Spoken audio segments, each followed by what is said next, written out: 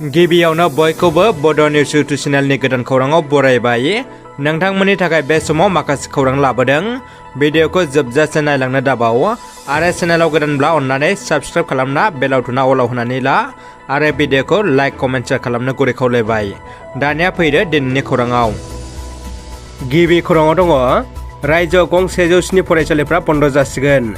2023 बोसोरनिफ्राय 9 थाखोनि फरायसाफोरनि मुं थिसननो हानाय नंला बे गं 107 फरायसालिफ्रा। मेट्रिकआव गाज्रि रिजाल्ट जानायनि थाखाय बे थांखिखौ लादों आसामनि सोलोंथाइ बिफाना। चिरांनि संरैखाथि हाग्रा ओनसोलनि लुंसुं ब्लकआव आयेन बेरेखायै न' बां लुनानै थानाय सुबुंफोर एबा दखल खालामग्राफोरनिसिम हल्थुगाव डिभिजननि उल्टापानि रेन्जआ सांग्रांथि नटिसखौ दैथायहरदों। फैगौ 2 सप्ताहनि गेजेरावनो बे संरैखाथि हाग्रा ओनसोलनिफ्राय गाव गावनि धोन सम्पतिफोरखौ लानानै न'निफ्राय ओंखारलांनो मिथिखानाय जादों।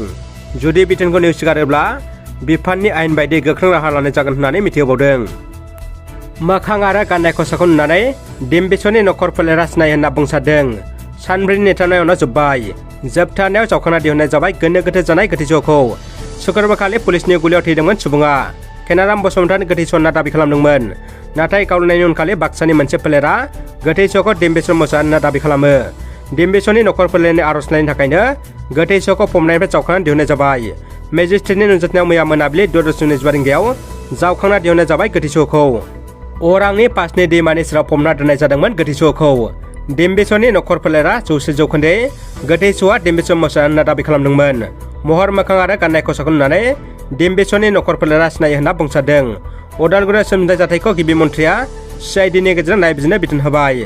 डिम्बिसन मोसाहारिनि बिदा आरो फिसाज्लाया 100% डिम्बिसन मोसाहारिनि गोथै देहा होननानै सिनायथियो। माबोरै सिनायदों होनब्ला डिम्बिसन मोसाहारिनि गाननाय जोमनाय ड्रेसाव आरो महरखौ नायनानै सिनायो।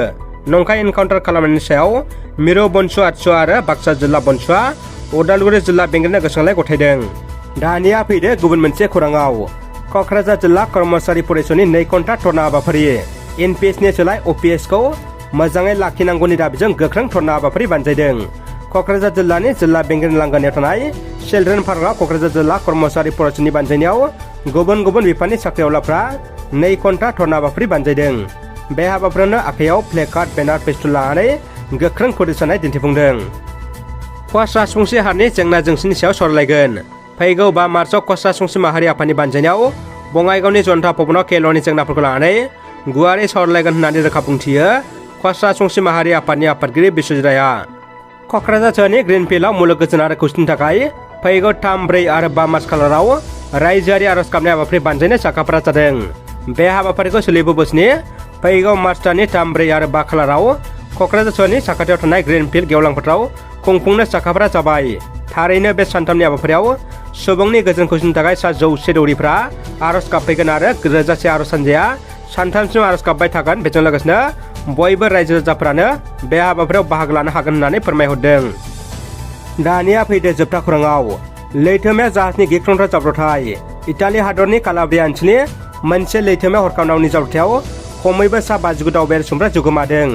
सुलुंनि बायदिब्ला गासै 150 सुबुंफोरखौ गंसे नावा लैथोमानि बिखायाव लानानै थांबाय थानाय समावनो हरखाब नावा बायनानै गोदोनायनि जाहोनाव माखासे जिउ गोमायो आरो गुबुन माखासे जरैखा मोनो।